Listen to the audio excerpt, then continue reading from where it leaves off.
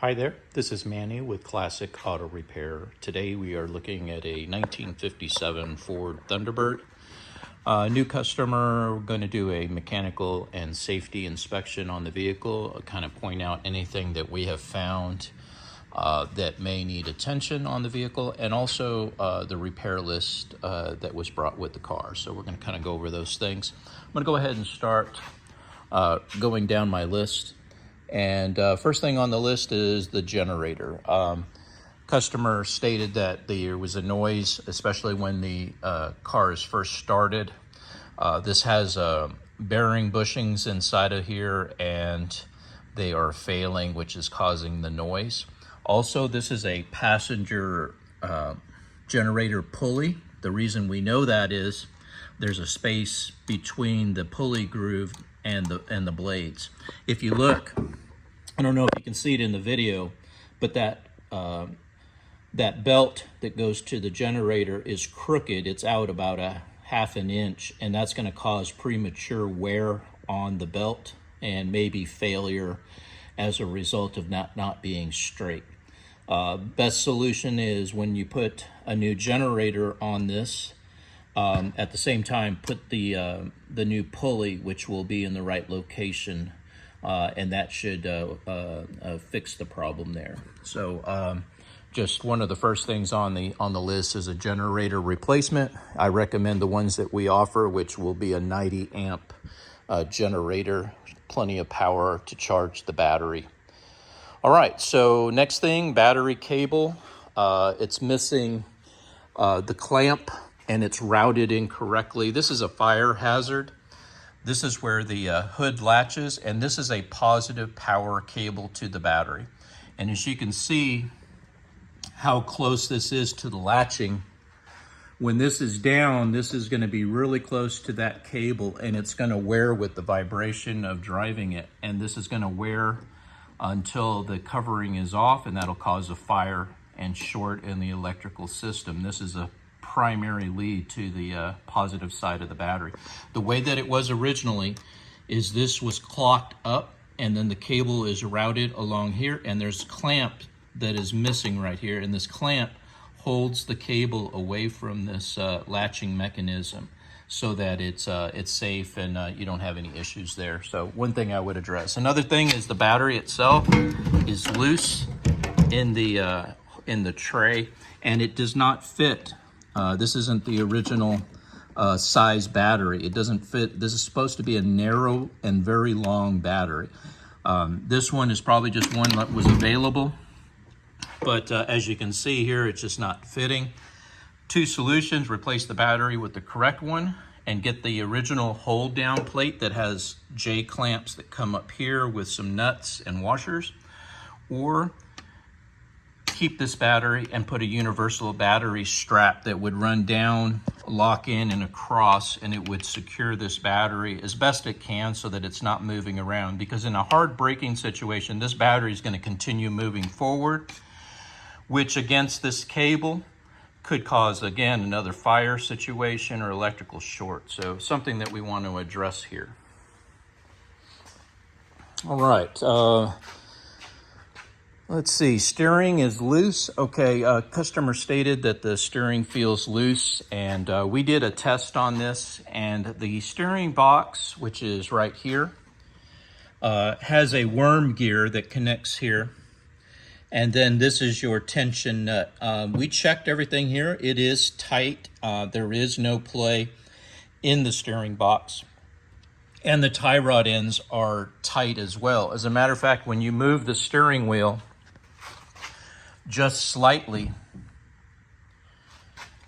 there's not a lot of play. But these old cars, you know, you have just a little bit of that, and you can see that wheel up front. It is moving. One of the problems that I noticed as soon as it was driven to the shop is you can see this bulge of the tire. These are not original tires that came in 57. They were bias tires. They were not radials. So they're a very hard tire. They're very narrow, and they're real rigid. So when you turn the steering wheel just slightly, you're going to see an immediate reaction in the steering of the car. When you put a radial tire, and these are These are aftermarket radial tires. They look at how pudged out they are. That is going to allow for a lot of play in the steering wheel. And on top of that, it's about 5 pounds too low of air pressure. So now you have a spongy tire on a steering system that was never designed to have this type of tire in place. You're going to get a lot of movement in your steering as a result.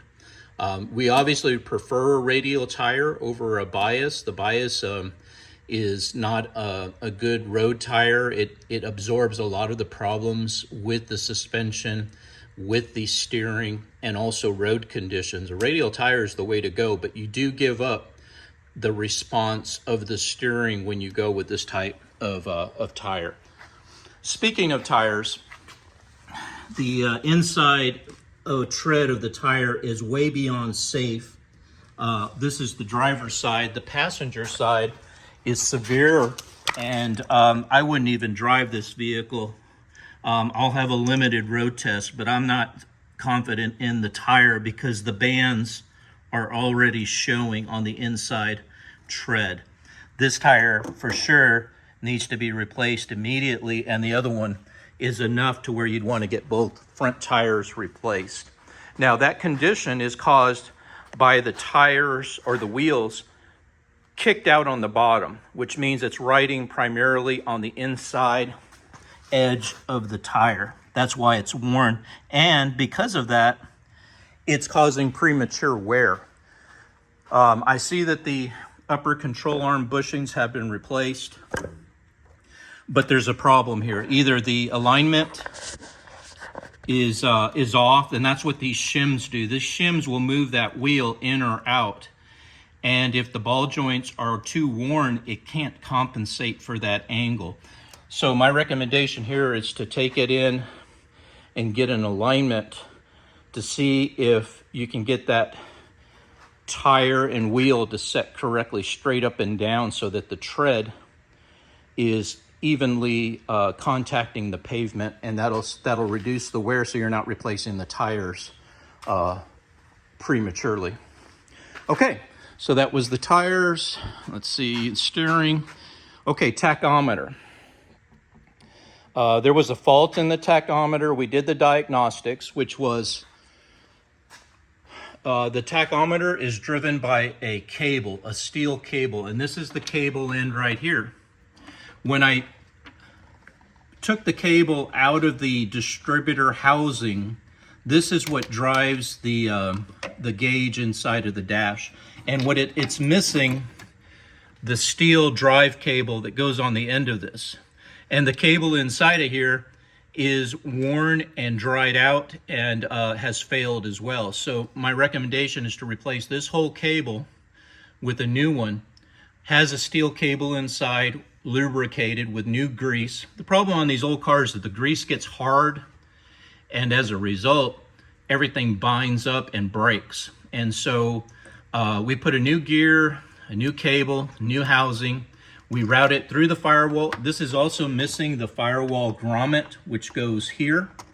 Keeps the air, the hot air from the exhaust manifold, which is right here, from coming inside of the car.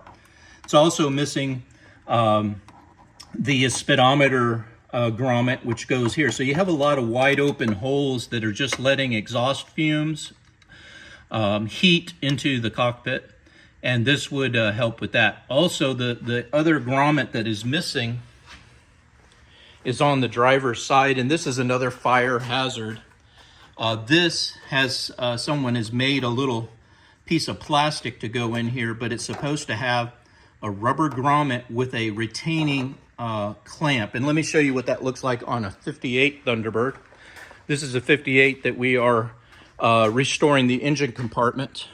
And this is what the grommet and the retention cable, or the retention plate looks like, with a couple of hardware screws.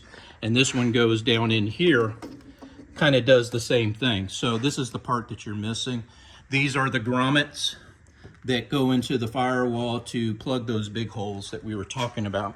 And again, this is a motor that we just painted. We just painted the engine compartment, and we're putting it all back together. All right, back to the 57. get down on the next items on the list. So that was half of the problem, was the tachometer cable that goes into that hole down there. The other end of this goes to the dash and goes right here to the back of this tachometer.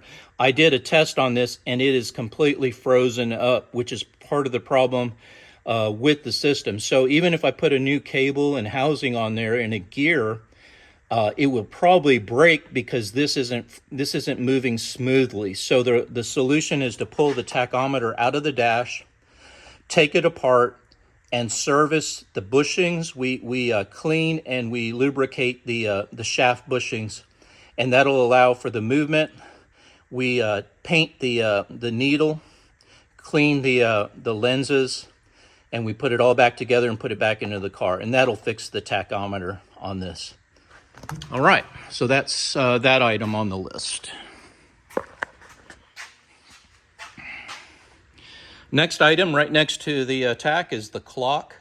The clock in the dash is not working, and I do have companies that will restore and upgrade the clocks, and we ship them out and they send it back to us so that you get your original clock back in there and that it'll be functioning. However, if you do run a clock on these cars, you're going to want to disconnect your batteries when they're stored for a few weeks.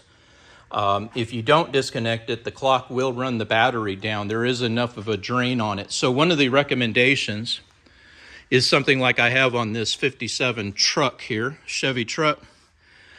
On this electrical system, I have a quick disconnect battery terminal on the negative side. Simply unscrewing this allows the electrical circuit to be disconnected. So nothing has power in this car or truck when this is loose. When you tighten it, it restores the circuit and you have full power. So the battery stays 100% charged. The other way to do that is to connect a battery tender, which is a trickle charger, to your battery. You can either get it with clamps or you can put a harness on here. We can put that on there for you. And then when you plug the tender into this cable, it charges the battery without damaging it at a very low charging rate. It will not charge a battery. It maintains the battery level at 100%. In that case, you would not have to disconnect the battery because the charger or tender would keep that 100% charge on the battery. And then the other end of that cable would go to your garage wall outlet, like your normal plug. It just plugs into the wall. All right, continuing on. Rear axle fluid. Okay, so customer states that they could not find the location for the rear end gear oil, and it's in a very kind of hidden location. We know where it is because we do it all the time, but yes, there is a plug. You take the plug out, we check the level. One of the items that it's in for is the axle seal on the rear wheel. There's an axle, and inside of that axle is a seal that seals the housing off from the fluid. And of course, once the seal is replaced, which I have listed it as a repair, then we'll go ahead and fill the rear end with the gear oil to the max level so that the gears stay lubricated. And by having that seal replaced, you will not lose any more oil. Now, we do need to check the rear brake linings when we do this because a lot of times what happens is the gear oil will drip down onto the backing plate, and eventually what it does is it gets onto the brake linings and cause sticking of the rear brake. So we'll inspect that once we get the drum off and we're doing the repair. So there may be additional costs and labor involved with that repair. All right, coming down the list, passenger door glass gets in a bind. This is a customer complaint. And the reason for that is there is some resistance from all the old parts that are on this door channel. Let me show you what I'm talking about. When we roll the window down or up, it stops about right here. This is about as high as it gets. And what it needs is it needs some lubrication of the regulator that's down inside of the door. So we take the door panel off, the access panel, and we get up in there and we clean it, and we put some grease in those hinge points on the regulator. And we also lubricate the rollers. They have steel rollers that make the window pins where they connect to the regulator. The other problem is this front channel. It's getting in a bind. You can see where it's missing some parts here. They're supposed to have a stainless bead that kind of looks like this stainless rounded bead. It's missing off of one side. The other side is on there. But this felt inside of here gets in a bind on the lower guide point, and that's probably more than likely what's causing this window to stop at a certain point and get into that location where it's binding right here. The other issue here is this wing glass is not attached at the bottom. If you get closer, you can see where the bracket is broken, and it's broken right here. It's supposed to have two small holes. One of them is missing. And it just has one screw because the other screw is broken inside of the frame of the glass. So what we have to do there is we have to get that screw out of there, the broken part, put two new screws, put a new hinge point, which is this part down here. I have it listed on the parts list. That'll fix that. And then there are two set screws, one here, one down here. By tightening those, you can make this less loose. The other side completely flops around. Every time you close the door, this thing is bouncing around, and that's not good for it because it causes stress on the hinges, which results in breaking. Front is kind of off. It's supposed to have a screw right here. It's missing, which holds this whole thing up. There's also a seal that goes here that's missing, and there's a weather strip. This is the drain hole, and there's supposed to be a weather strip that goes along here. It runs along the edge and then right along this, and it allows the water to channel into that hole and then down towards the bottom drain holes of the car. On the driver's side, similar condition. This is, again, just barely on there. The retention sets, I would start with these to try to tighten that. If they're the bushings, there's two plastic bushings in here. If they're missing or broken, they will need to be replaced, and then you can tighten up the wing glass so that it's not flopping around and potentially breaking another hinge. This one also suffers from the felts missing that stainless rolled piece. It's missing off of here, so this is a potential to cut yourself. This is just raw metal right here. And then the same problem up on the front. This channel is missing, and it's creating a binding situation. And this is an expensive repair because you have to take the pillar out of the car, remove the rivets, drill them out, put new rivets in it, and a new channel piece. So this can get very expensive to make those repairs. But that'll allow the windows to perform the way that they should. Okay, moving on. Let's see. So we got the door glass. Oh, the door handle on this exterior handle. It's kind of missing the gaskets. There's supposed to be a seal that goes all the way around. It's only half there, and on the front one, it's kind of hard and brittle. But this handle is moving up and down, and this is eventually going to break those screws that are inside. So while the door panel is off, we have access to the inside screw, and this one is reached from the outside of the door. Put a new seal on it so that you get that good seal for the water, and also to create the pressure so that this thing doesn't move around like it is. Also, while we're here, the door locks do not open with the keys, and the ignition key tumblers are worn out. So the key is very difficult at times to make the starter engage because the lock cylinder is just worn out over 50, 60 years. So my recommendation there is to put a new lock set, which will have new door locks and a new ignition, and it'll come with new keys, and that'll fix that.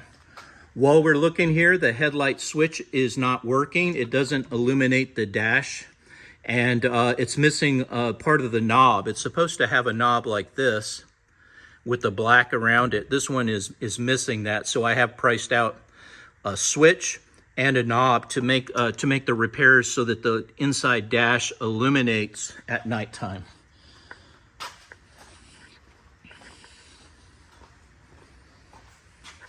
So that is where the keys are involved here. Now the safety test results. We obviously have a fault with the tires. We also checked the brake lights, they're okay. Park lights have a fault. Basically, when you put it in the park light mode on the headlight switch, you're supposed to have just the park lights illuminate. Right now, the headlights are coming on as well. So something is wired incorrectly on that circuit, and I'd have to get into that a little more. License plate light is okay. The headlights do work, and they do come on. Turn signals are good. The dash lights, again, are faulted because of the headlight switch. Horn is okay, and wipers are faulted. So if you had to get an inspection, of course, this has antique plates, so you don't have to get an inspection every year. But one of the things they do check is the wipers. And this has what's called a vacuum wiper motor. And what it uses is the fuel pump has a rubber baffle. And right here, they're capped off. It's supposed to have a couple of rubber hoses connected to two steel metal lines. These metal lines travel up through here, go across. One of them connects to a fitting that goes here, which is missing the steel line. The other one continues over here, connects to a rubber hose, goes through the firewall, and connects to the wiper motor, which is under the dash. This wiper motor has been tested, and it does not work. The flappers dries out from time, and the rubber no longer seals. Because it's using vacuum, all the vacuum escapes from the chamber, and it doesn't allow it to move the wipers. So I have listed this as a wiper motor overhaul. We send it out, and they get it fixed, put in new parts, and then send it back. Then you're missing all the parts here that would have to be added to make the vacuum work. This is, again, if you want your wipers to perform. A lot of these cars never see the rain or bad weather. But if you were going maybe on a road trip with the club to, San Antonio, Houston, and you hit a rainstorm while you guys are cruising, your wipers are not going to function. So something to consider as a fix. Again, state inspections do require wiper motors to work. All right, going down the list, after we perform the safety test, then I put all the repairs that are recommended to fix the safety items, and that's what you'll see on the estimate. I'll go ahead and go to the next page.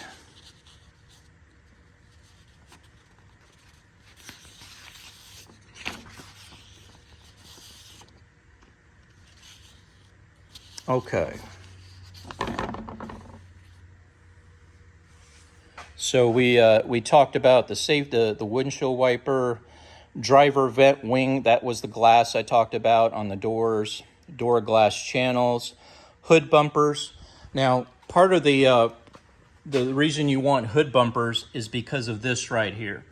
These are rub marks from the hood hitting and vibrating because there's no hood bumpers. It's supposed to have a hood bumper here, another one here. It's covered in Bondo. On the other side, there's two more locations for the bumpers. You can see where the holes were for the original ones here. And then there's another one back here that has been covered up because the metal has been repaired. They covered over the hole, but we'll put it in the correct location.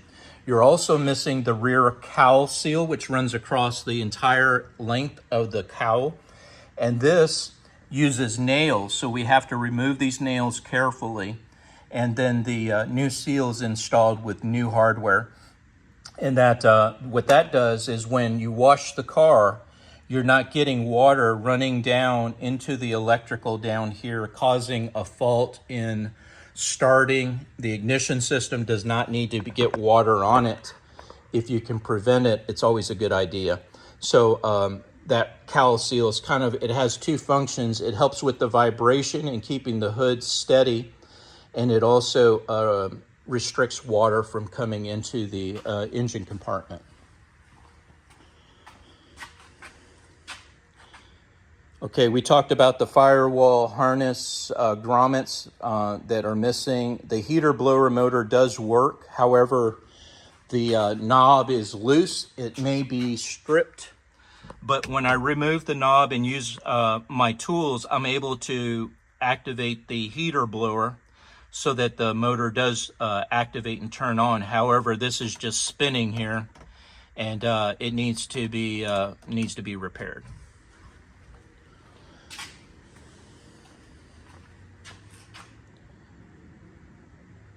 Thunderbird script is broken. That is this one on the side. This is cosmetic, but while it's here, I went ahead and ran a quote.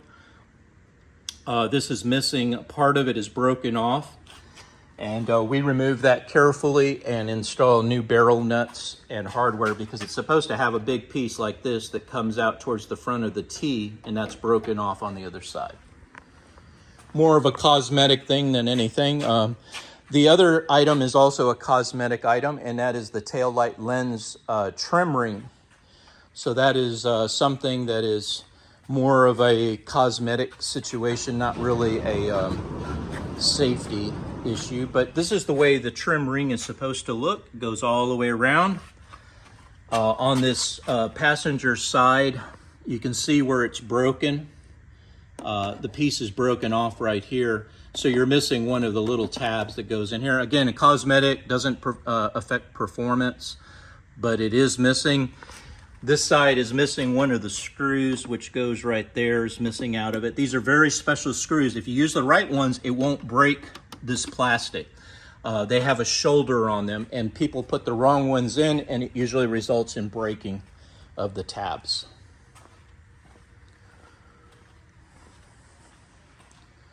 All right, I think that is, yes, that is the end of my top side inspection of the cards. So really good condition, original condition type T-Bird. We have probably restored over 200 of these Thunderbirds from 55 to 57. It's got some bodywork issues, some paint chips. I do offer a service where I can get the matching paint on this, color match, and go around and touch up all of these chips on the car, which amazingly your eyes just are not drawn to it because the color is correct. Even though it may not look perfect, your eye isn't drawn to these imperfections in the paint, and there's a lot of them. So it needs to be addressed, because you don't want rust to start. Your rust will start to come from this metal surface being exposed here.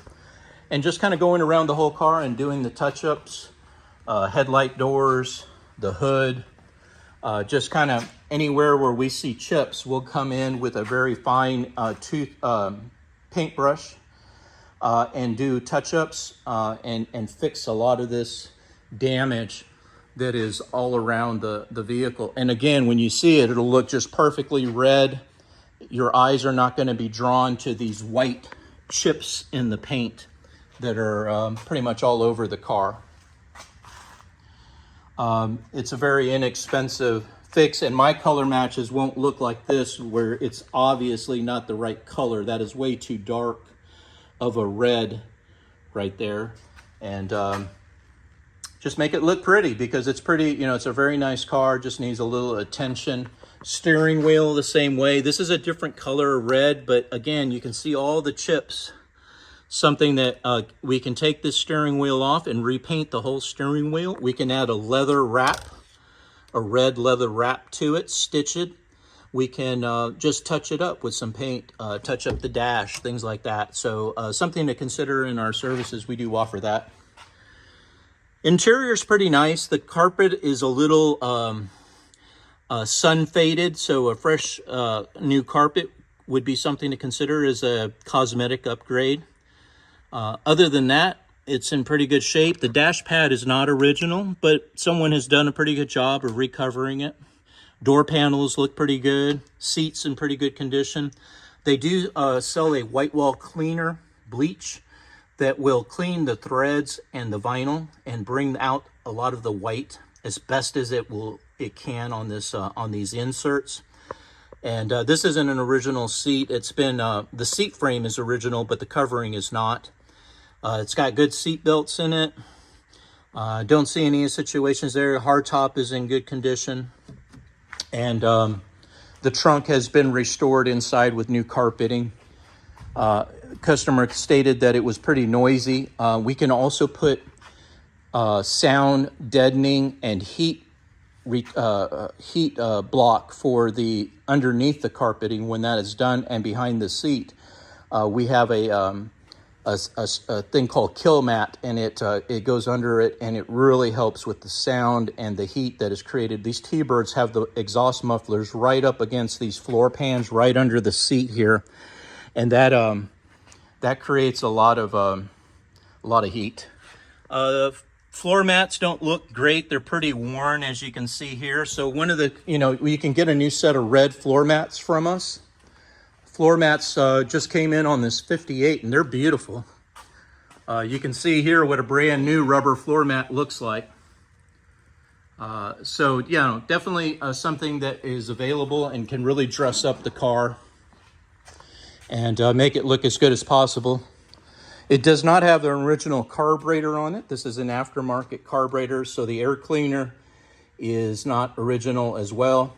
But again, those are just kind of choices that you make. It's probably a better running carburetor for normal driving that you're not showing for originality. This is a much better carburetor to have on this car. It'll start better. It'll perform better. So this is pretty much the list. I think the harness, there was one other thing. The wire harness has some cracks and chips in the wiring, some bad terminal connections, some splices that were not done correctly. I would recommend us going in and making the repairs, the professional repairs with the right wires and connectors.